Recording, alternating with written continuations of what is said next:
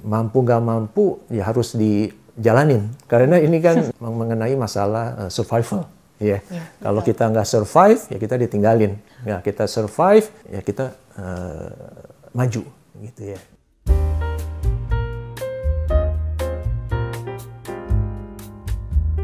Industri banking semua sekarang menuju ke yang namanya digital banking. Ya, mungkin kalau lihat di media semua istilahnya digital banking. Ya, mungkin salah satu contoh yang menarik ya tadi ya, bank digital ya. Walaupun belum servicesnya belum lengkap, tapi euforia bank digital udah di mana-mana. Ya. Saya juga lihat sih Pak, banyak bank yang memang sudah bertransformasi sekarang lebih ke arah digital, menyesuaikan dengan kondisi dan perkembangan zaman juga ya Pak. Memang teknologi sudah mulai digunakan nih. Nah, menurut Bapak sendiri, kalau misalnya Indonesia improve secara finansial nih, akhirnya kita terbebas dari jurang resesi di tahun 2020 kemarin. Menurut Bapak seberapa besar sih Pak potensi yang bisa dimaksimalkan oleh Indonesia? Wah, ini mesti Pak Jokowi ini yang jawab nih. Kalau saya lihat ya, Pak Jokowi aja sebelumnya menargetkan kira-kira 6-7% grow ya secara bisnis, dan sekarang mungkin kita di Indonesia ini targetnya 5 gitu kan. Tadi ada -2 ya, mungkin sekarang jadi 3 ya. Jadi ya berbicara mengenai masalah ekonomi secara makro ini ya pertumbuhan 1% udah besar gitu ya. Ya mungkin kalau bisa sampai 7 aja udah sangat mencapai target yang luar biasa. Ya. Oke. Ya, atau bertahan di 5% aja mungkin udah bagus ya. Sebenarnya kalau kita ngomongin soal perekonomian, gimana caranya kita mau membangkitkan perekonomian Indonesia, pasti tidak terlepas dari kerjasama seluruh pelaku bisnis di Indonesia. Karena ketika semua bisnis bisa maju bersama, bisa kerjasama untuk sama-sama meningkat, pasti kan perekonomian juga seiring waktu akan meningkat juga ya Pak. Dan banyak perusahaan-perusahaan di Indonesia itu yang memang seperti tadi Bapak bilang, sudah mulai melek akan teknologi, bahwa teknologi itu sekarang sudah dianggap sebagai enabler, bukan lagi dianggap sebagai hanya membuang-buang biaya gitu. Kalau dulu kita seringnya ngelihat untuk memajukan sebuah bisnis, oh mungkin kita perlu strategi yang lain nih, teknologi itu hanya dianggap sebagai pelengkap. Tapi ketika kita lihat sekarang ada digital banking dan lainnya, ternyata sekarang sudah banyak yang menganggap teknologi itu adalah pendamping hidup lah istilahnya, bahwa kita sudah memang harus berdampingan dengan teknologi gitu. Dan teknologi ini memang sudah dianggap sebagai sebuah investasi untuk perusahaan-perusahaan. Nah, kalau Bapak itu apakah melihat hal yang sama juga, bahwa teknologi ini adalah sesuatu yang dilihat sebagai investasi, Pak? Iya, betul. Itu teknologi akan menjadi suatu investasi untuk maju ke depan.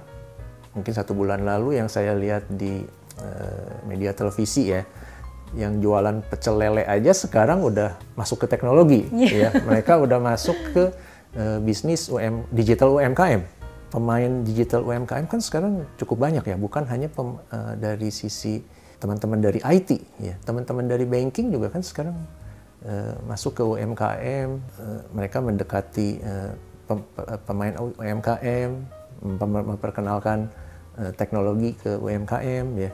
Jadi IT udah pasti menjadi sesuatu yang bukan luar biasa lagi untuk semua pemain bisnis ya. Kedepannya mungkin akan dianggap sebagai hal yang memang dibutuhkan. Memang gitu ya? Sesuatu yang biasa dan harus. Yang harus mereka ya, harus ada. Nah, kan tadi Bapak bilang kalau mungkin teknologi atau IT itu kedepannya akan dianggap sebagai sesuatu yang memang harus ada gitu Pak. Gimana jadinya kalau sebuah perusahaan tidak hidup berdampingan dengan teknologi? Pandangan Bapak gimana tuh Pak?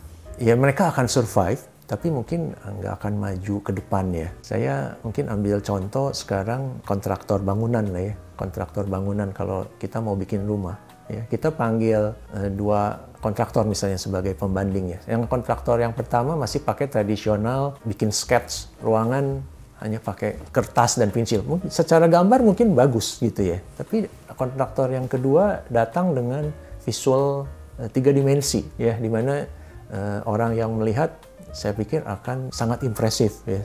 Kita seolah-olah pada waktu lihat yang visual 3 dimensi ini bangun rumah, rumahnya belum jadi, tapi kita seolah-olah udah ada di dalam rumah gitu ya, dibanding dengan kontraktor yang bawa 2 dimensi secara gambar. Ya, Anda akan pilih mana? Ya, yang 2 dimensi ini mungkin mereka akan turunin harga, misalnya gitu kan. Tapi kalau turunin harga, apa akan survive untuk ke depan? Mungkin dia menang dengan harga yang lebih murah. Nah, tapi nggak semua orang memilih sesuatu karena harga. Ya, mereka beberapa orang memilih sesuatu karena value. Kalau menurut Bapak, apakah memang teknologi ini bisa membuat perkembangan jadi lebih pesat? Pasti akan lebih pesat. Maksud saya dari sisi contoh tadi kontraktor bangunan ya, untuk mengambil keputusan itu akan lebih cepat.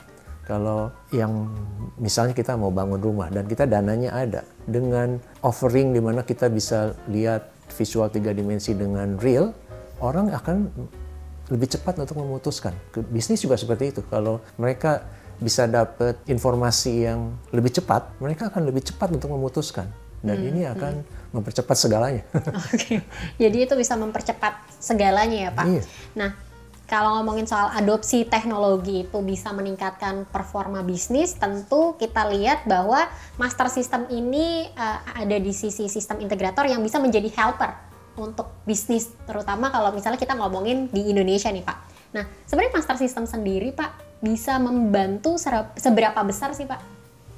Master system kalau menurut saya sekarang ini ya, mungkin teman-teman juga udah tahu ya, mungkin dari sisi besarnya company, besarnya perusahaan, besarnya karyawan, solusi yang bisa ditawarkan oleh master system, mungkin salah satu provider IT terbesar ya di Indonesia. Nah, kalau boleh dibilang tadi seberapa besar master system sebagai helper, menurut saya perannya banyak sekali ya, karena bisa dilihat dari customer reference master system dan relationship yang dibangun oleh master system dengan customer ini di berbagai industri ya. Kalau saya bilang mungkin top 20 bank, top 5 telco, top 5 manufacturing, itu semua master system customer. Master system great helper ya, dan master system untuk menuju ke situ, master system juga terus melakukan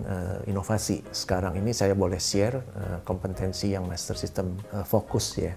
Yang pertama mungkin traditional bisnisnya master system ya. Fokus master system masih yang pertama di infrastructure, di data center, di server. Kita bilang traditional business ya. Mungkin yang kedua sekarang yang master system punya kompetensi yang sangat bagus di enterprise collaboration ya. Enterprise collaboration maksudnya di productivity ya, productivity company, productivity employee.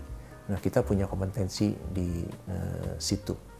Nah, ketiga mungkin di big data ya, big data analitik, di mana tadi kita bisa membantu pebisnis untuk bisa melakukan keputusan dengan cepat berdasarkan informasi-informasi yang akurat. Ya, yang keempat mungkin related pandemi sedikit, kita juga masuk ke yang namanya digital business ya. Tadi master system involve di banyak digital banking. Kita juga involve di banyak call center implementations ya. Pandemi, WFO, call center udah sesuatu yang sekarang ini boleh dibilang menjadi sesuatu keharusan. Orang nggak ada lagi datang ke bank, semua melakukan call center, semua melakukan digital banking. Nah, itu semua sekarang ini harus dilindungi oleh security, dan ini yang kelima, salah satu inisiatif master system, kompetensi master system untuk security. Dan kita cukup banyak handle pebisnis customer master system untuk di sisi security-nya. Ya, kita bertanggung jawab untuk sisi security-nya. Dan yang keenam, seperti tadi saya bilang, master system punya employee yang cukup banyak. Kita punya certified engineer cukup banyak, ya, dan services menjadi sesuatu yang kita bisa tawarkan ke customer. Oke. Tapi mungkin nggak lengkap rasanya kalau kita nggak dengar use case-nya nih Pak. Mungkin orang-orang tahu ya memang kita membantu perusahaan untuk grow, tapi kita bantu dari sisi IT-nya. Nah mungkin ada salah satu hal yang bisa diceritakan Pak, use case yang pernah Master System bantu sepanjang 2020 kemarin, yang akhirnya benar-benar memperlihatkan, oh ya ternyata kalau kita melek, kita mau berani untuk adopsi, ternyata bisa loh kita grow walaupun sedang pandemi gitu Pak. Ya mungkin tadi salah satu case yang saya boleh sebutkan nama clients-nya, mungkin saya nggak sebutkan lah ya. Nah, salah satu contoh ya call center ya. Saya baru kemarin malam ya, diskusi dengan mereka dan saya cukup surprise ya bahwa ini salah satu bank di mana mereka launch call center, pembukaan account itu kira-kira 1 tahun lalu ya, dan ekspektasi mereka bahwa pembukaan rekening baru itu kalau mereka tidak mengandalkan call center ini ya mungkin akan bertambah tapi biasa-biasa aja. Tapi pertambahannya yang mereka juga sekarang ini sebelumnya nggak prediksi, ya. Jadi dari 1 tahun lalu sampai sekarang, average karena kita bantu mereka implementasi pembukaan rekening account dengan secara digital, sekarang ini buka account mereka sehari average dari tahun lalu 9.000 account. Secara simpel matematik kita kalikan setahun, misalnya kalikan 365 hari, 9.000 kali 300 aja udah 2,7 juta. Yang dimana mereka hanya menyediakan satu sistem ini berjalan sendiri, account baru ini tanpa involvement orang-orang yang di bank itu, mereka bisa buka account dan punya account dan sekaligus transaksi. Oke, nah kita tadi udah ngomongin soal ekonomi di Indonesia, kita udah ngomongin soal bagaimana kita sebagai perusahaan IT yang bisa membantu bisnis di Indonesia untuk lebih berkembang. Kalau harapan Bapak sendiri untuk Indonesia ke depannya bagaimana Pak? Secara perekonomian dan juga adopsi tentang teknologinya. Kalau secara ekonomi ya, ini mungkin bukan pendapat saya juga dengar dari beberapa pemain bisnis ya, bahwa pemain bisnis itu sangat menyukai stabilitas ya. Kalau situasinya stabil, mereka lebih mudah untuk prediksi bisnis ya. Misalnya kalau dari exchange rate lah, fluktuasi kurs mata asing ke rupiah gitu kan. Kalau nggak stabil, semua pemain bisnis susah mereka untuk prediksi ya. Tapi kalau stabil, mereka lebih mudah untuk prediksi. Mungkin salah satu contoh yang pernah saya dengar bahwa ada antara exchange rate rupiah ke US dollar gitu. US dollar ke rupiah tinggi, ya nggak apa-apa, asal tinggi terus, stabil gitu. Jangan tinggi, rendah, terus tinggi lagi. Nah itu agak susah diprediksi gitu. Tapi kalau sudah tinggi dan itu stabil tinggi, nah mungkin orang akan survive di situ dan akan cari inovasi cara maju ke depan seperti apa. Tapi kalau up and down, nah, susah gitu. Mereka akan prediksi untuk maju. Ya, jadi stabilitas ya itu nomor 1 kalau menurut saya. Situasi stabil, ekonomi stabil, kita bisa maju. Oke, itu memang yang diinginkan oleh semua orang ya Pak, baik pebisnis ataupun pemerintahan.